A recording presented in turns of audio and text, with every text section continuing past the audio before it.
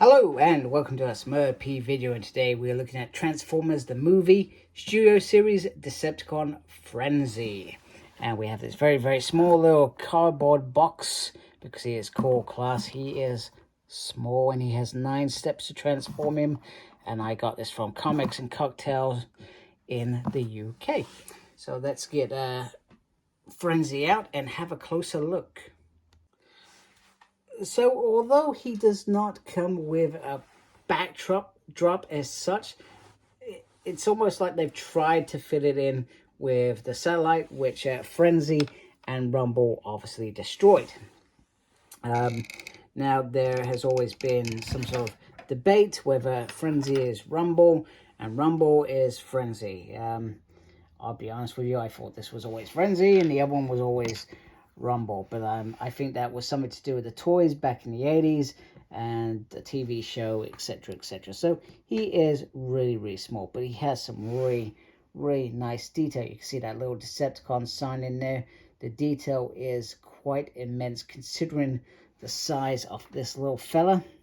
So his hand can go around like that, he can lift up like that. He does not have any rotation in the hand, but that's okay. No movement on the waist. He can lift all the way up like that. He can lift all the way back. He can do the 4 splits. He can move that peg a little bit, but that is about it. And the head can do the 4 spin. Ugh, just like that. Now, he does come, if I can get him to stand up. Come on, little fella.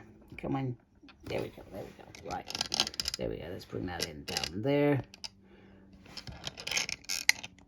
Right, there we go.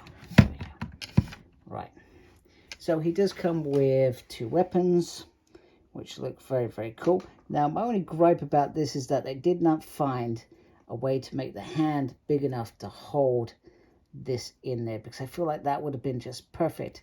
It's almost like it's there, but it's quite not. So you have to put in this side port if you want him shooting anybody, but it's not the end of the world. And then obviously you can put them both on. I can get that on there on the back like so. It helps if I turn it around, doesn't it? I'm just making a mess of it. I mean, you do have this hollow bag at the back, but you know what? You can't have everything. There we go. Down on the back, I think that is very cool. I do dig that a lot for this little Decepticon who is going to be causing trouble, trashing up Autobots. The other thing that I would have liked if they could is if they could just put in a little bend there. I know I'm asking for a lot for a core figure, but other than that, he does look really awesome. Now I'm going to add on his power drivers, but before I do that, no, okay, I'm just going to pull them off. They can extend, just so you're aware, by turning them, so to speak, and not just putting them. So you can get them in there and you can get them up there. So it's not a perfect way of doing it, but you can achieve that as well. And look at the detail on that. That looks absolutely fabulous.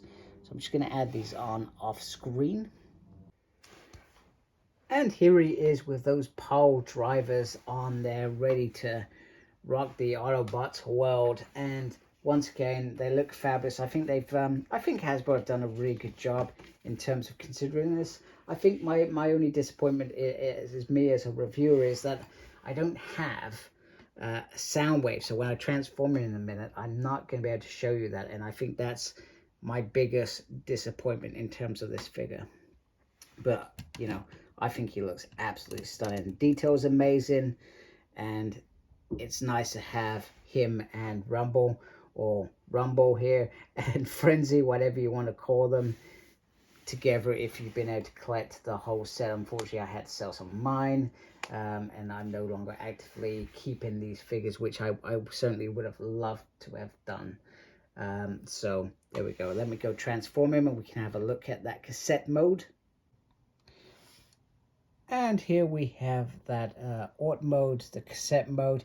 It's not perfect. It was never going to be perfect, but I think they've done a really good job. You've got where the tape would run through as well. You've got some hollow gaps here, which isn't ideal and probably quite frustrating for people as fans. This is the other side, but I think they've done a good job to make it as compact as possible, and it will be interesting to see when they do Laserbeak and Ravage how they achieve that. Will they be the same molds that we've seen before, or will they go out and go a little bit better, etc.? But for now, this is cool, and I'm glad that fans are able to have a movie version of Frenzy, because at one point we never thought we were going to get cores like this, and Hasbro seemed to be delivering. So anyway, hope you like my video. If you do, please support my channel by subscribing. Thank you for watching. Thank you to those already subscribed to my channel.